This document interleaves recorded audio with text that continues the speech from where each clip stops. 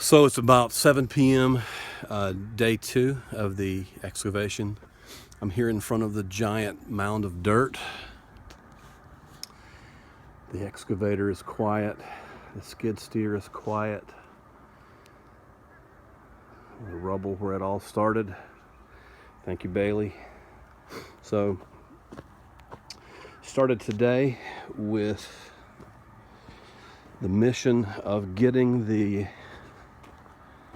front right corner of the house here excavated, because the power lines are overhead and because this is the hardest part of the excavation by far. I'm going to try to lighten this up so you can see a little better. It's going to be too dark down in the hole here, but anyway, that's down about 10 feet right there. So, but you can see we hit pay dirt right here. That's the footer. So all of the foundation, the dimpled membrane and everything has now got it's a place to rest. And so tomorrow we will come in and Phil will be backing the excavator. He's just gonna move it one bucket load at a time. We'll stack the dirt here.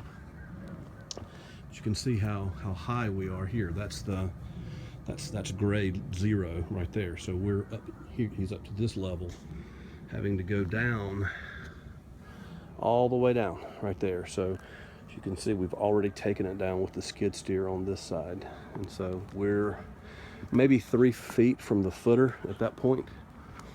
So it's going to be much quicker tomorrow to get that part of the excavation finished. So we'll come through here. Whoop. So this is our doorway. This is me standing in front of my doorway. Get an idea here. This was an addition to the house back in, I think, the 80s. You can see the different color brick right there. But you can definitely see the different color foundation here. And the baffling, crazy thing to me is why they didn't do anything at this hole right here. This is just obvious. The water just pours in at this point. So just don't understand what they were thinking. They have this plastic stuff here, and who knows how old that is. And they also put fiberglass, which I guess that was the state of the art back then. But you can see that is not going to be, it's not waterproof. Obviously, you're not going to stop the water, especially with all that hydrostatic pressure. So our house is funny because we have 2 front doors. We don't use this door anymore, but just to give you an idea about where we are, this is me. And so I'm not sure I guess I can reach the door. Okay, dirt's falling on my head here. But the crazy, crazy thing is the majority of the water comes into the basement right here on the other side of this wall. It just pours in when there's a big storm. So as you can see, the reason that water comes in is because the people that put the flashing, they brought it down and they stopped it right there, right there.